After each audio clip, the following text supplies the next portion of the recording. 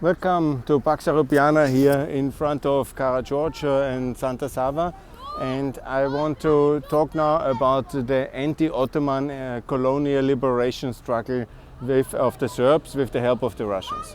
Because nobody symbolizes this better than the Serb Orthodox Church and also Karađorđević. Yeah?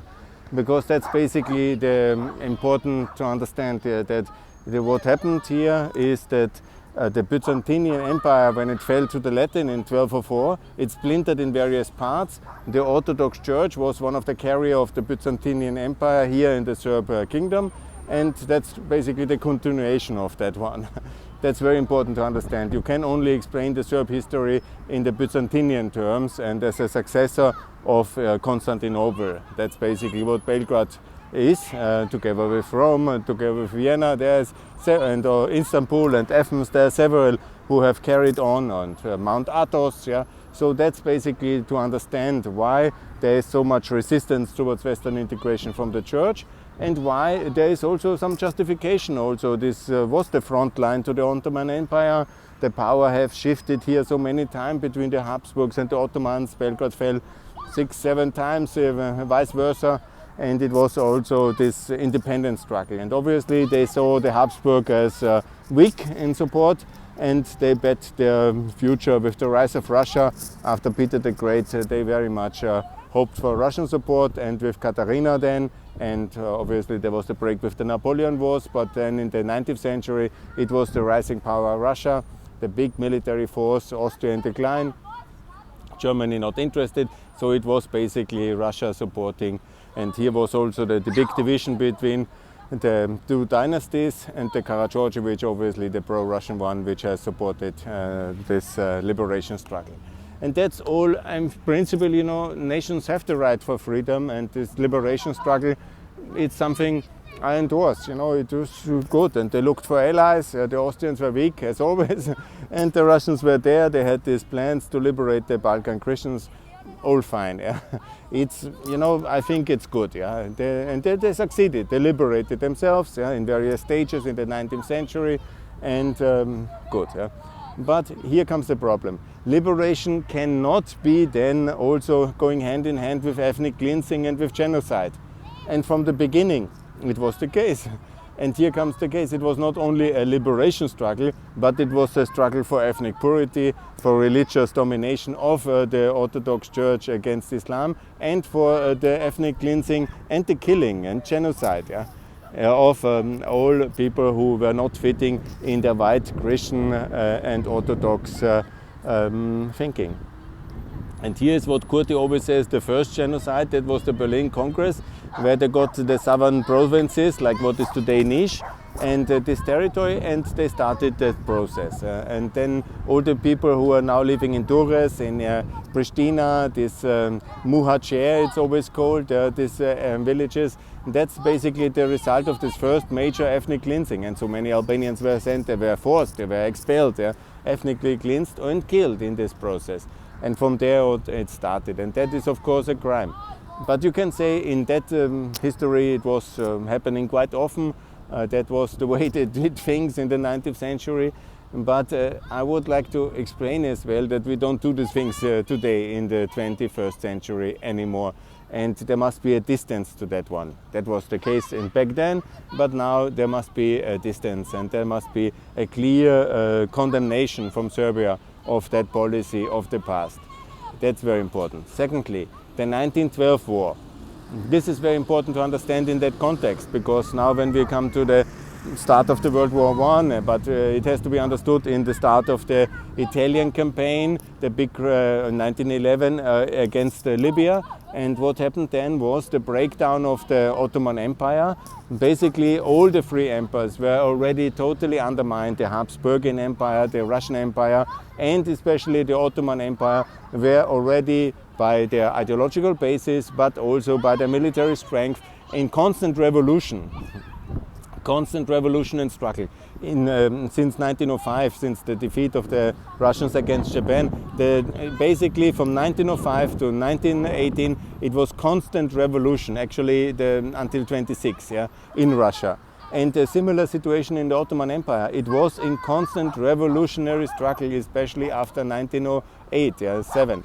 And here the importance, I made a video about that one already, about the big 1907 world economic crisis in America, which led to a big emerging market debt crisis, and the Ottoman Empire completely hit.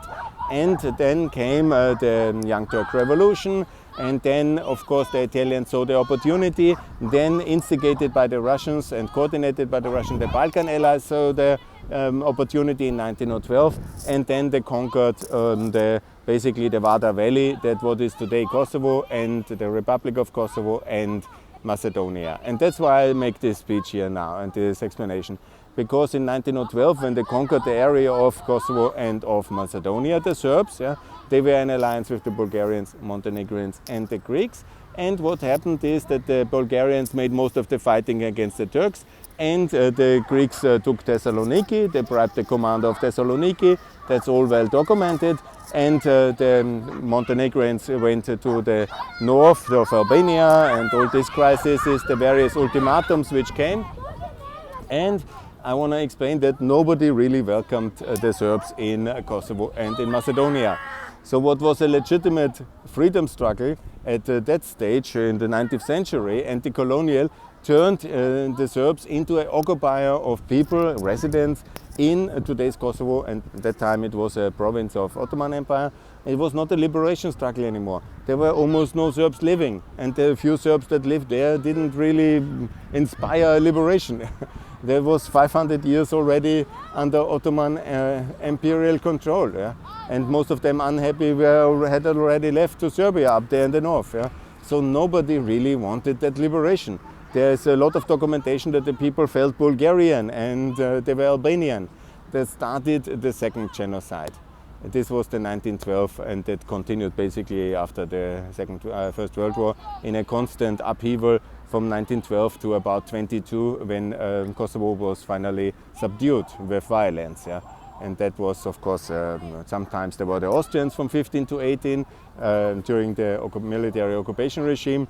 But in between, from 12 to 15 and from then 18 to 22, there was constant genocidal violence against the Albanians, who were by far the most majority of people living there. So the claim that this is Kosovo is Serbia is a historic kind of fiction.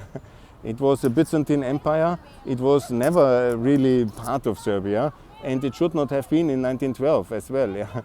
But it was military occupied, and then it was a very brutal regime installed. And this is the historic truth. And so what was once a legitimate anti-colonial struggle turned into very much a colonial occupational regime.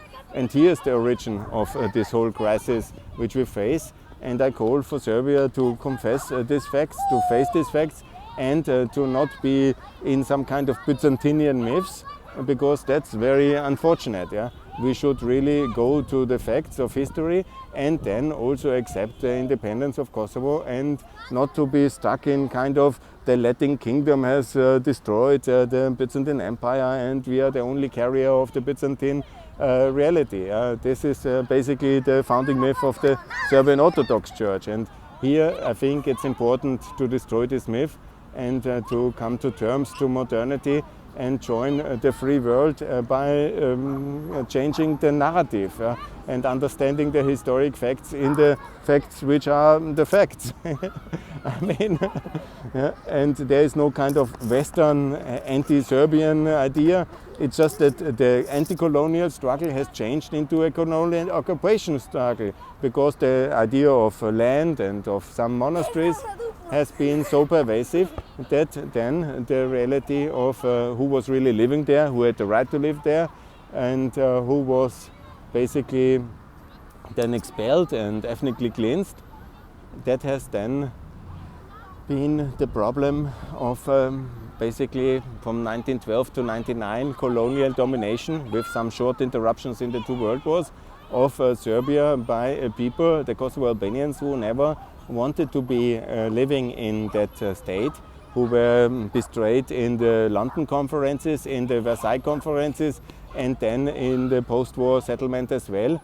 and because Yugoslavia was the bigger state with more power and more friends, and the few people in the eyes of the West and the decision makers in the world who were living in the south and not happy, but were in these geographic boundaries of the Serbian or Yugoslavian state from 1912, 1918, then again 1919, and then in 45 or 44, when this area was then liberated from the Nazis, then the situation was like that. And that's very unfortunate. And this lack of understanding of the historic facts, and this basically the Greater Serbian narrative exported to Paris and America and London, has led to all these crises we have then later, tragically in the 90s, to be resolved, and militarily. And still today they are not 100% solved because Serbia has not recognized Kosovo, and I call for that. This is absolutely necessary. Also the church must make a reconciliation process, and also the historic profession of Serbia must come to terms with the reality. That will be very, very, when we think already that the Bulgarian-Macedonian issues are difficult, then you can be sure the Serbian Kosovo issues are definitely very difficult.